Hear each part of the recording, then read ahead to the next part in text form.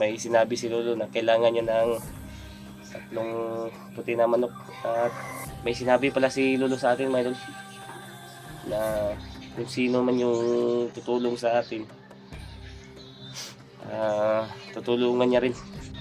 Ayan, kahit anumang oras pwedeng dadaan dyan yung mga bandido.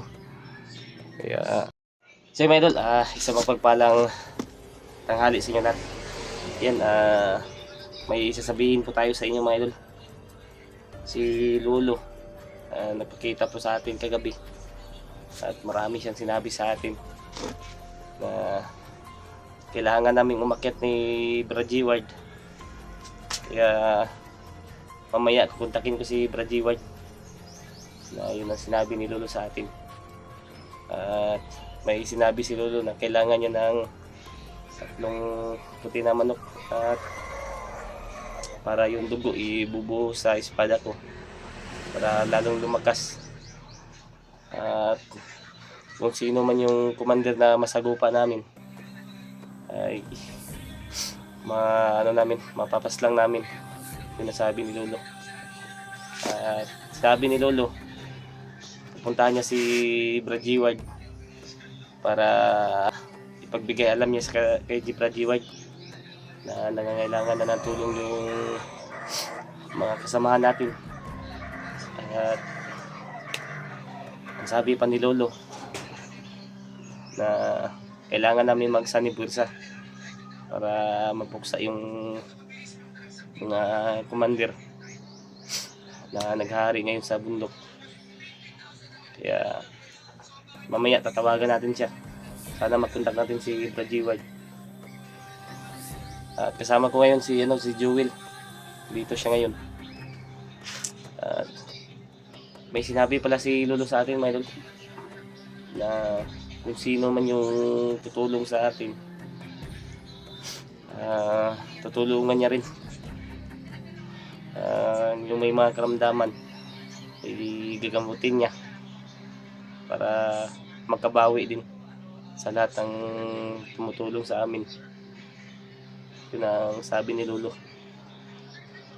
Andito ngayon si Jewel, sama natin. Kumusta yung pakaramdam mo, Will? Ayos naman ko na. Hindi na masakit yung ulo mo? Hindi na. Mali yung katawan ko lang. Pinap. Ha? Yung katawan ko sobrang sakit. Sobrang sakit? Masakit pa yung katawan ni Jewel. Pero yung ulo niya, okay na naman yung niya, yung sugat sa ulo niya. Yung katawan niya na lang. Lagi siyang nag sa akin na masakit yung katawan niya, parang may nababali sa na buto. Rampas na yung baril na malaki. Yun. Pagka yung nakita ka namin ba na binabastro ka ba? Kaya nga, parang doon yun. Parang may nabalik sa katawan ko. Ayan, pasensya nyo na, mga idol, yung namin, no. Butas na talaga yung namin. Yung bahay namin, no. Wala pa kasi tayong pang paggawa ba. Dahil mahirap yung ngayon. Buhay natin ngayon. Kahit gamot ko natin, hindi pa natin bibili. Ayan, kahit anumang oras pwedeng dadaan dyan yung mga bandido. Kaya maghanda na lang po tayo sakaling may lumusob bandito. Basta may lagi nakabantay sa atin, no. At yung pertahan namin, yun yung pertahan namin, hindi natapos. Kalahati muna yung afford namin. Ayun, pa. Tapos yung kahoy, kinuha lang namin sa likod ng bahay. Yung lansang maliliit pa. Isang tulak lang ng bandido yan, babasag yan.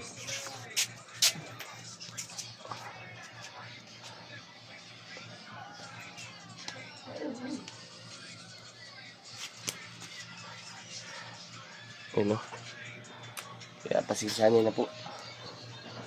Kaya balik po tayo dun sa yung ni Lolo. Sana ay may magtumulong sa atin para matulungan din natin yung mga kasama natin. Dahil Sabi ni Lolo na nangangailangan na talaga ng tulong yung mga kasama namin. Sobrang hirap na naranasan na sa bundok. Kaya kailangan namin magsanib kursa ni Bergie Ward. May tatawagan natin si Bergie Ward. Ipagbigay alam sa kanya. Siguro ando na siguro si Lolo sa kanya. Pagka umabot na doon si Lolo. Dahil kagabi pa nagpaano si Lolo dito kita. Relax ka naman yung gana. Pag umakyat kami, huwag kang alis sa ano. Oo kuya. Hindi ka lang dito mag ano. Ililipat kita na ano sa ate ko.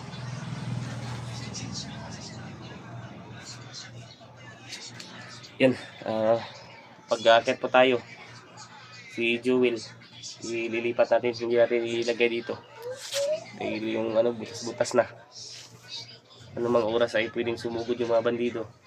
Tapos wala tayo dito. Kaya lagi lang tayo mag-iingat.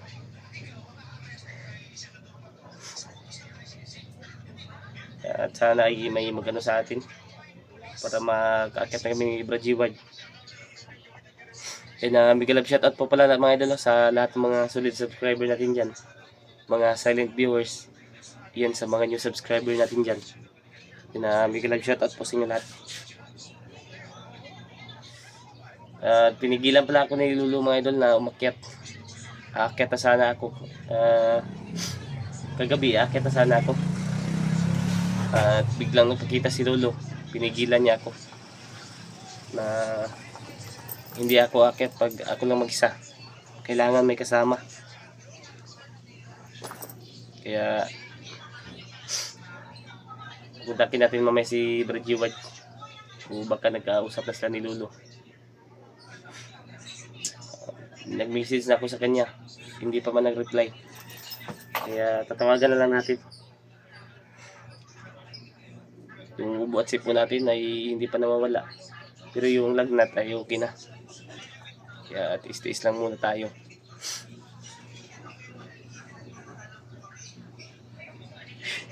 Sobrang init na ang panahon ngayon. Okay na din yung ganito. Yung ganito mga idol, laking tulong din yan. Dahil kapag mainit yung bahay nyo, yung hangin, labas-pasok. Kaya parang may aircon na din. Yan. Sobrang lakas ng aircon na yan.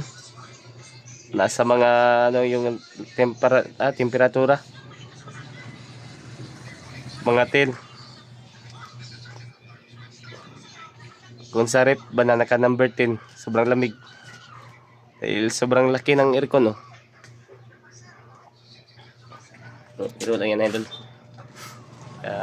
Napatawa ko lang kayo para kahit anong problema natin, itawa lang natin yan. Para ano, mawala-wala yung stress natin. Yan, basta yung sabi ni Lolo, yun lang, na kung sino yung tutulong ay tutumbasan niya ng kabutihan. Gagamutin niya lahat ng mga ano na tutulong. Yun ang nabili ni Lolo kagabi bago siya nawala, bago siya umalis.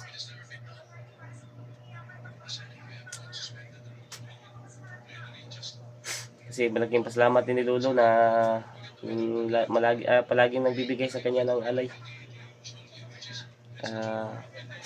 Magagamit din niya yun para sa mga ano, sa mga orasyon niya, para lalong lumakas yung mga gabay natin.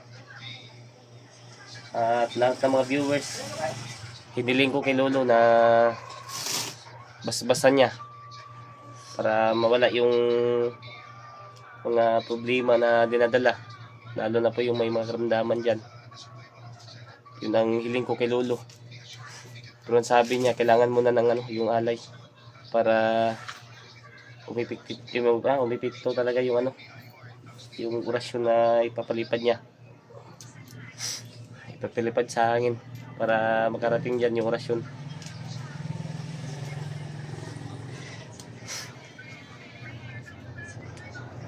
Kumakontak ko si Brad G. Ward mamaya. Baka may tumulong sa atin. Akyat kami kagad ni Brad G. Ward para makita kagad namin yung mga kasama natin na nangangailangan ng tulong ngayon. Huwag kang malamig ng tubig doon, Will. Sobrang init ang panahon ngayon. Kuha tayo ng tubig. Kaya kayo dyan, lagi kayo mag-iingat yan mga idol. Dahil sobrang init ng panahon ngayon. At lagi kayo mag-iingat. Huwag kayo papabasa sa ulan. Lalo na ngayon na baso. Lalo na ngayon na mainit sa umaga. Pagkahapon ay biglang bubuhos yung ulan. Yun ang yung sani ng karamdaman. Lalabas yung sakit mo dyan.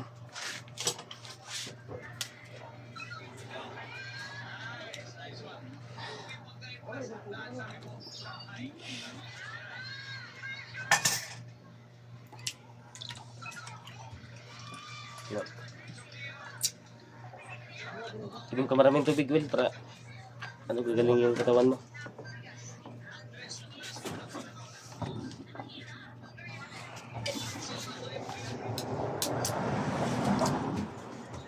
Kapag ganito yung panahon mga idol, kailangan yung uminom ng maraming tubig para iwas sa anumang uri ng mga sakit.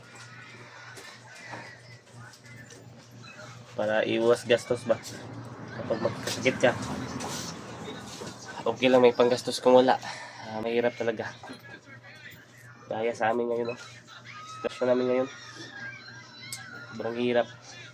Pero tinitiis lang natin.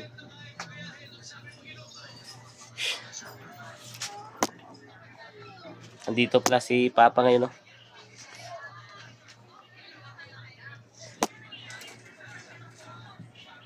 Dito si Papa, bumisita dito ngayon. Hindi nakatira si Papa dito. Hindi ko binidyoan yung tinitirhan ni Papa ngayon. Andun sa kuya ko. Hindi ko kinakuha ng doon, video. Baka maano ng mga bandido ba?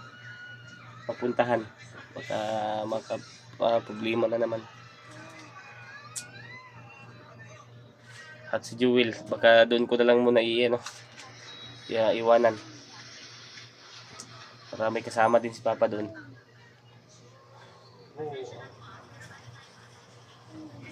Pag umakyat kami, Will, doon ka muna kay samahan mo muna si Papa. Para may kasama din siya doon ba? Sige, kuya.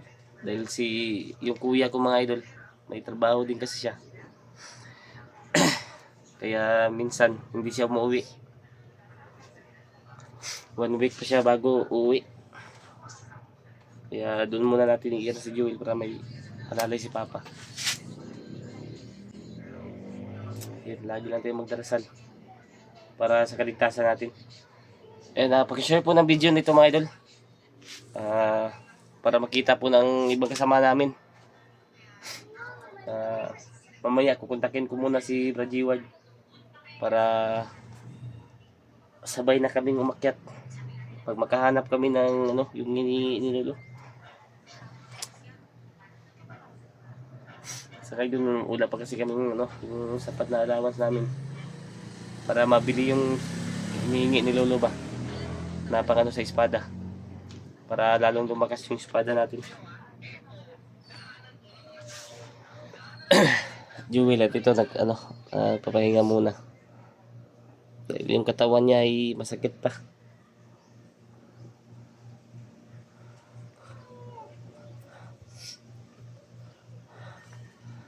Tapos ka nang kumain, Will? Tapos na. Ano yung ulam mo? Gulay. Gulay. Ang gulay yung niya. Pinuntahan kasi ako kanina. Nagbili rin ako ng mga gulay ba? Para hindi tayo makabili ng mga karne, wala tayong pira. Kaya gulay-gulay muna tayo. At sa likod ng bahay may mga gulay din makukuha dyan. Magugulay ba yung water lily? Hindi. Ha? Hindi. Sige, magugulay? Hindi. Yung mga tangkong. Ay, tangkong pala yun, no? Akala ko water lily ba? Nakakayo yun. Nakakailaw ba yan? Hmm. Parang sa ibang bansa, ginugula yan ba? Iba yun. Parang ginaganyan sa bunganga, pag ano sila ba? Magsalom ba? Gawing oxygen. Yan yung ginagawa namin dati, yung oxygen. Yung, ano idol, yung water lily. Water lily. Oh, yan. Kinakagat namin yan. Pag nag-ano kami, swimming. Para hindi ano yung tubig sa bibig ba? Di mapasukan. At ginagawa namin bangka. Tinitipo namin yung tinitipo namin. Parang bundok ba? Doon kami, sasakay kami. Yan, hanggang dito muna yung ano natin, idol, yung update natin. Kaya sana may magano sa atin mga idol para matulungan din kayo ni Lolo sa mga karamdaman nyo dyan. Dahil ako kagabi ginamot na ako ni Lolo. Kaya sobrang mabisa talaga yung langis na binigay niya sa atin. Dinagdagan niya din ng orasyon. Kaya sobrang mabisa talaga. Yung sakit ng ulo ay bigla talaga mawawala. Kaya papasalamat tayo kay Lolo. Kaya kung sino man yung gustong magano sa atin dyan, si Lolo na lang po yung bahala na ganito'y palaan kayo at pagpalain kayo. Yan, maraming salamat po sa inyo mga idol. Big love shout out. Yan, lagi po kayo mag-iingat dyan. And love you all.